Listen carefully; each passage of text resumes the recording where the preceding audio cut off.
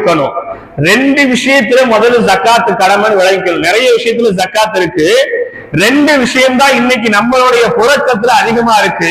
அந்த ரெண்டு விஷயத்தை நீங்க ரொம்ப கவனமா விளங்கிக்கணும். ஒண்ணு, தங்கத்துல ஜக்காத் கொடுக்கணும், தங்கம்.